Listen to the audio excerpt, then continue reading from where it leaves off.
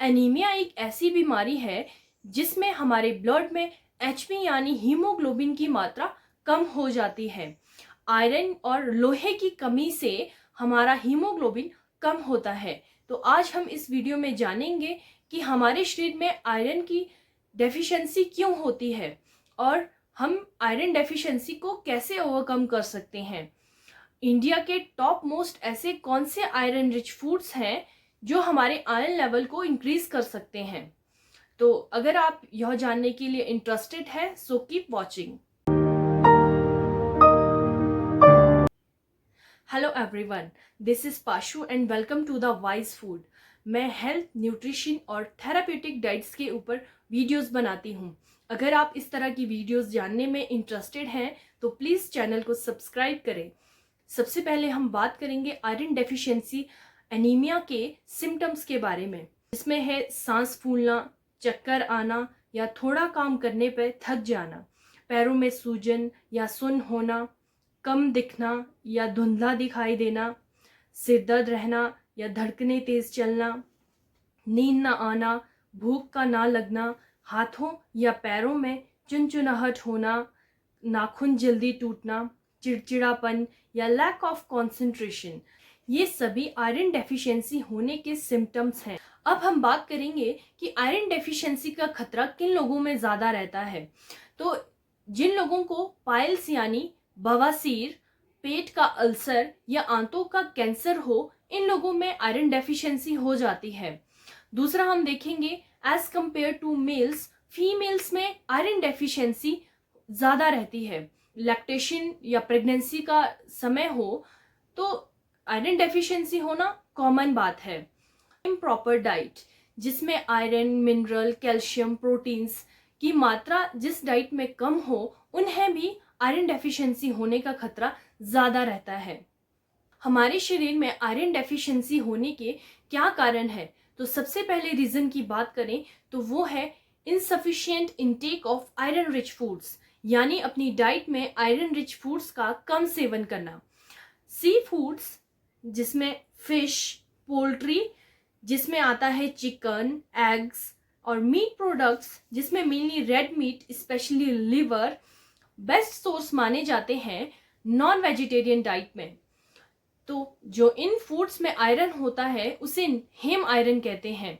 ये हेम आयरन हमारी बॉडी में बहुत अच्छे से एब्जॉर्ब होता है, तभी तो जो नॉन वेजिटेरियंस होते हैं इनमें आयरन डेफिशिएंसी बहुत कम होती है। बट इंडिया की मैक्सिमम पॉपुलेशन वेजिटेरियन है। हमारी डाइट प्लांट बेस्ड है। प्लांट बेस्ड फूड में भी बहुत अच्छा आयरन कंटेंट होता है, बट जो ये आयरन कंटेंट होता है इसकी अब्जॉर्प्शन इतनी अच्छी नहीं होती जितनी कि नॉन वेजिटेरियन फूड्स की होती है। तो इसके लिए हमें वैरायटी ऑफ फूड्स को अपनी डाइट में इंक्लूड करना होता है ताकि हम अपने आयरन लेवल को मेंटेन रख सकें या फिर डेफिशिएंसी है तो उसे ओवरकम कर सकें। आयरन डेफिशिएंसी होने का दूसरा रीज़न है poor absorption of iron rich foods, यानी जो हम अपनी डाइट में आयरन ले रहे हैं उसकी पुअर एब्जॉर्प्शन होना। भले ही हम अपनी डाइट में आयरन रिच फूड्स इंक्लूड कर रहे हैं, बट हो सकता है उसका 50 या 60% ही हमारी बॉडी में एब्जॉर्ब हो। इसके कई रीज़न हो सकते हैं कि हमारी बॉडी में आयरन क्यों एब्जॉर्ब नहीं हो पा रहा। तो हम आज इन रीजंस के बारे में बात करेंगे कि वे कौन से रीजंस हैं जिस वजह से हमारा एब्जॉर्प्शन कम होता है। हम बात करेंगे कि बॉडी में हम आयरन एब्जॉर्प्शन को कैसे बढ़ा सकते हैं। First thing that we can do is include iron enhancers in your diet. Iron enhancer, जैसे कि इसका नाम बताता है कि ये ऐसे फूड्स होते हैं जो हमारी बॉडी में आयरन की एब्जॉर्प्शन करने में मदद करते हैं। तो विटामिन सी रिच फूड्स बहुत ही अच्छे आयरन एनहांसर्स हैं। ये हमारी बॉडी में आयरन की एब्जॉर्प्शन को बढ़ाने में हेल्प करते हैं, जैसे कि नींबू, गलगल, आंवला, अनारदाना, ये सब विटामिन सी रिच फूड्स हैं जिन्हें हम अपनी डाइट में अपने खाने के साथ लेकर हमारे जो खाने से मिलने वाला आयरन कंटेंट है उसकी एब्जॉर्प्शन को बढ़ा सकते हैं। इन्हें हम ऐसे भी ले सकते हैं दाल में नींबू का रस निचोड़कर, या फिर अनारदाना या नींबू की चटनी बनाकर हम ले सकते हैं। हम अचार की फॉर्म में भी नींबू को या गलगल को ले सकते हैं और अपने जो आयरन की एब्जॉर्प्शन है उसको बढ़ा सकते हैं। Second thing that we can do is avoid iron inhibitors. Iron inhibitors ऐसे फूड्स होते हैं जो हमारी बॉडी में आयरन की एब्जॉर्प्शन को ब्लॉक करते हैं, जिसमें सबसे पहला आता है टैनिन। टी और कॉफ़ी, इसमें एक कंपाउंड होता है जिसे टैनिन कहते हैं। टैनिन हमारी बॉडी में आयरन की एब्जॉर्प्शन को रोकता है। तो मैं आपको ये रिकमेंड करती हूँ कि आप जब भी खाना खाते हैं तो खाना खाने के साथ कभी भी चाय या कॉफ़ी ना लें। खाना खाने से 1 घंटा पहले या खाना खाने के 1 घंटे बाद आप टी या कॉफ़ी ले सकते हैं, क्योंकि इसमें जो टैनिन होता है वो आपकी जो खाने से मिलने वाला आयरन कंटेंट है उसे हमारी बॉडी में एब्जॉर्ब होने से रोकता है। तो दूसरे इनहिबिटर की बात करें तो वो है too much calcium in our diet. बहुत ज़्यादा कैल्शियम को अपनी डाइट में लेने से कैल्शियम भी आयरन इनहिबिटर का काम करता है। अगर हम हाई कैल्शियम फूड जैसे दूध या कैल्शियम सप्लीमेंट्स को आयरन रिच फूड्स के साथ लें तो ये आयरन की अब्जॉर्प्शन को नहीं होने देते। इसीलिए तो ड्यूरिंग प्रेगनेंसी आपने देखा होगा कि आपको हॉस्पिटल से कैल्शियम और आयरन की टैबलेट्स दी जाती हैं, बट उन्हें खाने का समय अलग अलग होता है। अगर आप शाम को कैल्शियम लेते हैं तो आपको आयरन टैबलेट सुबह लेनी होती है, क्योंकि उन्हें दोनों को साथ में नहीं ले सकते। और आप आयरन सप्लीमेंट्स को यानी आयरन टैबलेट्स को मिल्क के साथ नहीं ले सकते, क्योंकि वो एब्जॉर्प्शन में हिंड्रेंस क्रिएट करता है। पालक और पनीर को भी साथ में नहीं बनाना चाहिए, क्योंकि पालक में आयरन और ऑक्जेलेट्स की मात्रा ज़्यादा होती है, जबकि पनीर में कैल्शियम की मात्रा ज़्यादा होती है। तो जब हम इन्हें साथ में बनाते हैं तो कैल्शियम और ऑक्जेलेट्स दोनों मिलकर कैल्शियम ऑक्जेलेट बनाते हैं और आयरन की एब्जॉर्प्शन को रोकते हैं। और ये कैल्शियम ऑक्जेलेट्स के छोटे छोटे क्रिस्टल बन जाते हैं जो किडनी स्टोन की फॉर्मेशन करते हैं। तो इसीलिए हमें पालक पनीर को भी साथ में नहीं लेना चाहिए। यानी कि कैल्शियम और आयरन के सप्लीमेंट्स और ऐसे फूड्स जिसमें कैल्शियम और आयरन ज़्यादा होता है उन्हें साथ में नहीं लेना चाहिए, क्योंकि ये एक दूसरे की एब्जॉर्प्शन में हिंड्रेंस क्रिएट करते हैं। आयरन एब्जॉर्प्शन बढ़ाने का थर्ड मेथड है so cook and germinate. Nuts, legumes and pulses, तीनों ही कैटेगरीज में बहुत अच्छा आयरन कंटेंट पाया जाता है, बट इन तीनों में ही नेचुरली एक फाइटेट की लेयर बनी होती है और फाइटेट आयरन की एब्जॉर्प्शन में हिंड्रेंस क्रिएट करता है, यानी आयरन की एब्जॉर्प्शन नहीं होने देता। तो जब भी हम नट्स, पल्सेस और लेग्यूम्स को अपनी डाइट में इंक्लूड करते हैं तो ये बहुत ज़रूरी होता है कि हम उन्हें सोक करके या उन्हें कुक करके या जर्मिनेट करके उनका सेवन करें, क्योंकि इन तीनों ही प्रोसेसेस से फाइटेट रिमूव हो जाते हैं और हमें आयरन जो हमारी बॉडी में होता है वो बेटर एब्जॉर्प्शन उसकी हो जाती है। अब बात करते हैं इंडिया में टॉप आयरन रिच फूड्स कौन से हैं।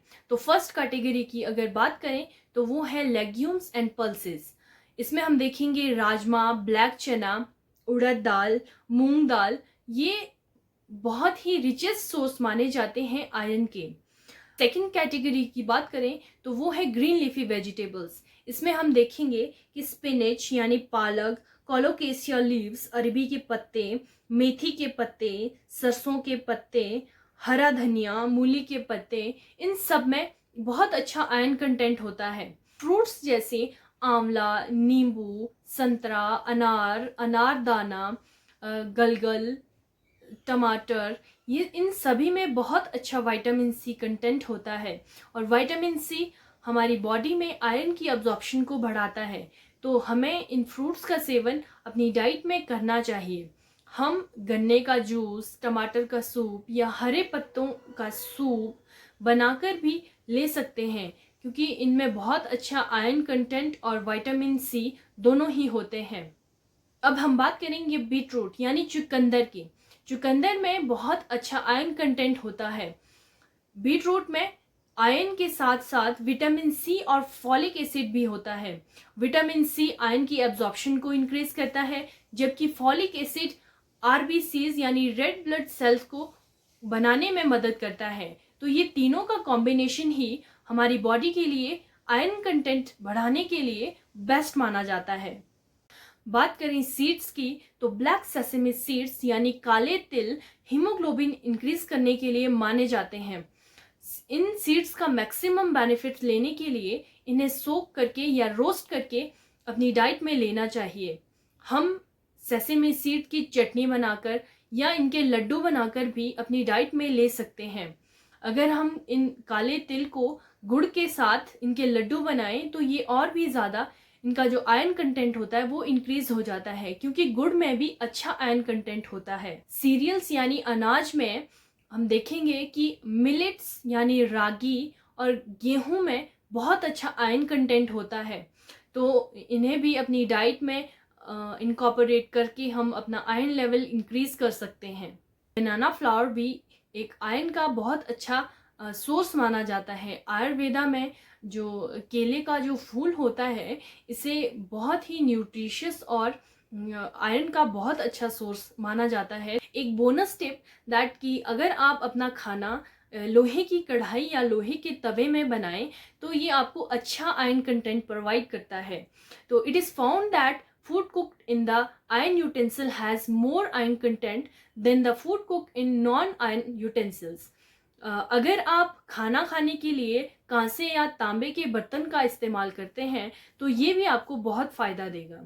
तो दैट्स ऑल फॉर टुडे। अगर आपको वीडियो पसंद आया so please don't forget to subscribe the channel. Thank you.